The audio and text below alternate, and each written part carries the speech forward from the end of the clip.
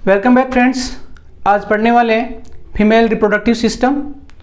इससे पहले अपन ने देखा था मेल रिप्रोडक्टिव सिस्टम।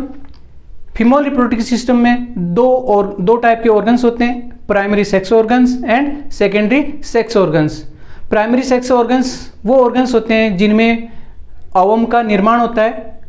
अवम बोले तो बीज का निर्माण होता है, उसे प्राइमरी सेक्स ऑर्गन्स बोलते हैं। और सेकेंडरी सेक्स ऑर्गन्स उसे बोलते हैं जिनमें बीज को डेवलप होने के लिए माध्यम होता है, माध्यम मिलता है उस बीज को, वो सेकेंडरी सेक्स ऑर्गन्स बोलते हैं। या बीज को एक जगह से दूसरी जगह जाने के लिए जो माध्यम प्रोवाइड होता है उसे सेकेंडरी सेक्स ऑर्गन्स बोलते हैं। तो फीमेल के केस में प्राइमरी जो सेक्स ऑर्गन्स होते हैं वो होता है एक जोड़ी ओवरीज, एक जोड़ी एवरेज होती हैं। और फीमेल जो रिप्रोडक्टिव सिस्टम में होता है वो ये एक लेडीज का डायग्राम है, एक फीमेल का डायग्राम है जिसमें ये नाभिका है और ये ऑर्गन्स दिखाए गए हैं। यहाँ पे ये श्रोणी पार्ट है, श्रोणी रीजन है। श्रोणी रीजन बोले तो पेल्विक रीजन है। पेल्विक रीजन के ऊपर ये बोन्स हैं। ये एक साइड का एक पैर है इतना, और ये एक साइड का इतना पैर है। ये फीमर दिख रहा है। तो यहाँ पे पेल्विक रीजन के अंदर स्थित होते हैं जो एक्सटर्नल जेनाइटलिया होती है, मतलब बाह्य जनेंद्रियां होती है वो। और जो ओवेरीज होती हैं या जो गर्भाशय होता है वो उधर बोले तो पेट के निचले हिस्से में होता है। और प्रत्येक साइड में एक ओवेरी होती है और हर ओवेरी से एक एक फैलोपियन ट्यूब, जिसे अंडवाहिका बोलते हैं, जुड़ी होती है। तो अंडवाहिका के बाद में इसमें एक यूट्रस होता है जिसे वॉर्म भी बोलते हैं या बच्चादानी बोलते हैं। और बच्चादानी के बाद में एक यूट्रस जिस नलिका के थ्रू वेजाइना में खुलता है, योनि में खुलता है, उसे बोलते हैं सर्विक्स ग्रीवा, गर्भाशय ग्रीवा बोलते हैं। और लास्ट में जो ओपनिंग होती है इसकी फीमेल रिप्रोडक्टिव सिस्टम की, वो होती है वेजाइना के थ्रू ओपनिंग होती है जिसके थ्रू चाइल्ड का बर्थ होता है। तो ये तो इसकी संरचना हुई। अब इसके इंटरनल पार्ट्स देख लेते हैं। तो जैसा कि मैंने बताया कि फीमेल में जो प्राइमरी सेक्स ऑर्गन्स होते हैं वो ओवेरीज होती हैं और हर साइड में एक ओवेरी होती है जिनकी साइज 2 से 4 सेंटीमीटर होती है। ओवेरीज का काम क्या होता है? ओवेरीज से अंडे का निर्माण होता है, मीन्स प्रोडक्शन ऑफ ओवम। दूसरा, ओवेरीज जो है स्टेरॉयड हार्मोन्स प्रोड्यूस करती है जैसे एस्ट्रोजन एंड प्रोजेस्टेरोन। अब ये ओवेरीज की बात होगी। ओवेरीज से फैलोपियन ट्यूब जुड़ी होती है, हर साइड में एक फैलोपियन ट्यूब होती है, मीन्स एक जोड़ी फैलोपियन ट्यूब या अंडवाहिका होती है। तो अंडवाहिका का जो पार्ट ओवेरी से जुड़ा होता है वो उंगली नुमा उभार होते हैं। इन उंगली नुमा उभार्स को बोलते हैं फिमरी। फिमरी बोले तो झालर। तो इन उंगली नुमा उभार्स का काम क्या है? ये उंगली नुमा उभार्स जो है इस ओवेरी में जो अंडा बन रहा है उसको कलेक्ट करते हैं, मतलब इकट्ठा करते हैं। और यहाँ से कलेक्ट करके ये फैलोपियन ट्यूब से होते हुए अंडा गर्भाशय में आ जाता है। तो यहाँ पे सबसे जो ओवेरी के पास वाला पार्ट होता है उसे फिमरी बोलते हैं। और उसके अगला जो पार्ट होता है उसे बोलते हैं इनफंडीबुलम। इनफंडीबुलम जो होता है वो सकरा पार्ट होता है और कीप जैसा होता है। इनफंडीबुलम जो है सकरा पार्ट होता है और कीप नुमा संरचना होती है। ये इनफंडीबुलम जो है फिमरी से अंडे को लेकर कहाँ डालता है? एम्पुला में डालता है। एम्पुला एक चौड़ा पार्ट होता है फैलोपियन ट्यूब का, और एम्पुला जो है एक सकरे पार्ट में, फैलोपियन ट्यूब के सकरे पार्ट में खुलता है। और ये जो सकरा पार्ट है उसे बोलते हैं इस्थमस। इस्थमस जो होता है वो यूट्रस में खुलता है। यूट्रस बोले तो गर्भाशय में खुलता है। तो अंडा यहाँ से चलता हुआ यहाँ पे आ जाता है। अब यहाँ पे अंडा आने के बाद में इधर से कोई स्पर्म जाता है और अंडे से फर्टिलाइजेशन करके वहाँ पे बच्चे का निर्माण करता है। तो बच्चे का जो निर्माण होता है वो इसी रीजन में होता है, इसलिए इसे गर्भाशय गुहा या वॉर्म भी बोलते हैं। अब ये जो गर्भाशय है, गर्भाशय की जो पतली सक्रिय नलिका है वो सर्विक्स के थ्रू वेजाइना में खुलती है। तो गर्भाशय की नलिका और वेजाइना की नलिका एक नलिका का निर्माण करती है जिसे फीमेल की सेकेंडरी नलिका बोलते हैं, जिसके थ्रू बेबी का बर्थ होता है। अब बात करें, ये जो गर्भाशय होता है ये 3 लेयर का बना होता है। सबसे जो आउटर लेयर होती है उसे बोलते हैं पेरीमेट्रियम, बीच वाली को मायोमेट्रियम और सबसे अंदर वाली को एंडोमेट्रियम बोलते हैं। सबसे जो अंदर वाली जो लेयर होती है वो भी मस्कुलर लेयर होती है, मसल्स की बनी होती है। और जब फीमेल के अंदर मेंस्ट्रुएशन साइकिल आता है या एमसी आती है, उस टाइम इसमें साइक्लिक चेंजेस होते हैं। इसमें साइक्लिक चेंजेस होने की वजह से इसमें जो मसल, ये जो लेयर है, अंदर वाली जो लेयर है एंडोमेट्रियम, वो सेड होना शुरू कर जाती है। सेड का मतलब होता है डैमेज होना शुरू कर जाती है या ब्रेक होना शुरू कर जाती है, जिसकी वजह से मेंस्ट्रुएशन साइकिल के अंदर या पीरियड्स के अंदर ब्लीडिंग होती है, और वो डैमेज होने की वजह से ही फीमेल के अंदर दर्द का एहसास होता है। अब ये मायोमेट्रियम, ये बीच वाली लेयर होती है, इसे मायोमेट्रियम बोलते हैं, और मायोमेट्रियम भी मस्कुलर लेयर होती है। ये मायोमेट्रियम काम क्या करती है? जब बेबी का बर्थ हो रहा होता है, यानी कि शिशु का जन्म हो रहा होता है या प्रसव हो रहा होता है, उस टाइम इसमें बहुत स्ट्रॉन्ग कॉन्ट्रैक्शंस होते हैं। स्ट्रॉन्ग कॉन्ट्रैक्शंस होने की वजह से इसमें दर्द भी होता है, और उन स्ट्रॉन्ग कॉन्ट्रैक्शंस की वजह से जो बेबी है ऊपर से नीचे खिसकता हुआ कहाँ आ जाता है? वेजाइना में आ जाता है, और अल्टीमेटली उसका बर्थ हो जाता है। सबसे जो लास्ट लेयर है, बाहर की लेयर, उसे पेरीमेट्रियम बोलते हैं। तो सबसे अंदर की लेयर को याद करने के लिए क्या बोलेंगे? एंडो यानी अंदर, पेरी यानी परे वाली यानी बाहर वाली लेयर, और मायो यानी मसल्स की बनी होती है, इसलिए मस्कुलर लेयर बीच वाली होती है। अब बात करें वेजाइना की, तो वेजाइना एक सबसे लास्ट ओपनिंग होती है जिसके थ्रू बेबी का बर्थ होता है। तो ये इसका एक डायग्रामेटिक एक्सप्लेनेशन हो गया है। अब बात करते हैं इसके external genital organs. External genital organs मतलब बाह्य जननेंद्रियां। तो ये आपको एक डायग्राम दिखाया गया है, यहाँ पे ये पार्ट है, ये नीचे का पार्ट है, और ये नीचे एनस है, एनस बोले तो गुदा द्वार है, और ऊपर है यहाँ पे ये पेट वाला पार्ट आ गया ऊपर। यहाँ पे जो पेट वाला पार्ट है उसके ऊपर गद्देदार संरचना होती है, फैटी टिश्यू वहाँ पे भरा होता है, उसको बोलते हैं मॉन्स प्यूबिस। तो जो फैटी संरचना होती है, गद्देदार संरचना होती है, इसको मॉन्स प्यूबिस बोलते हैं।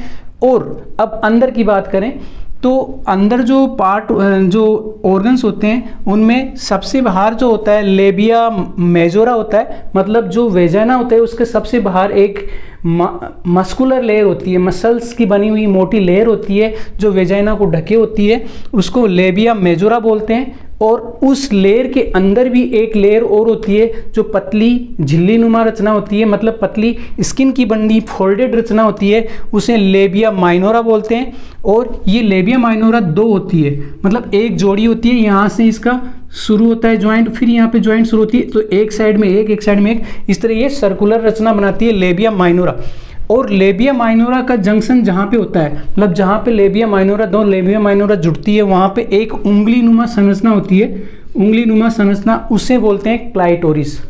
तो फीमेल में क्लाइटोरिस और मेल में जो पेनिस होता है, ये दोनों एक जैसे ही होते हैं। मेल का पेनिस भी बहुत ज़्यादा सेंसिटिव होता है और फीमेल का क्लाइटोरिस बहुत ज़्यादा सेंसिटिव होता है, इसी की वजह से सेंसेशन, सेक्स के लिए सेंसेशन आते हैं।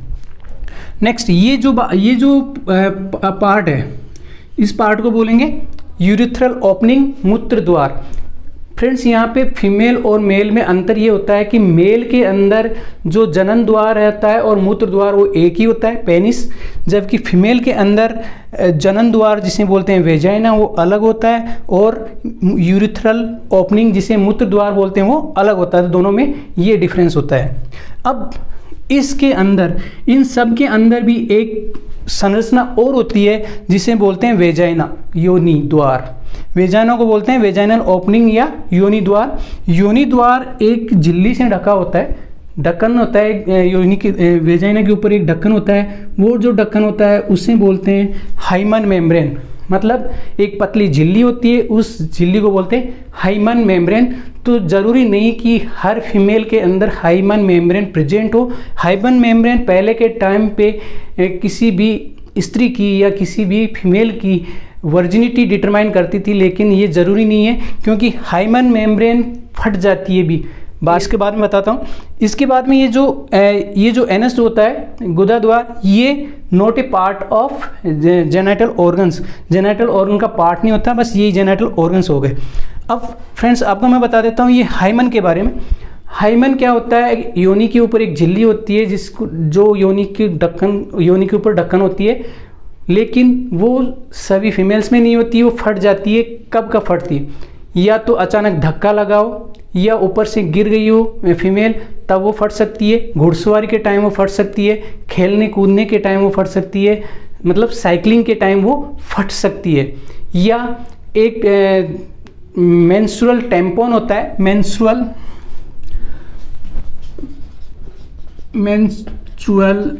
टैम्पॉन,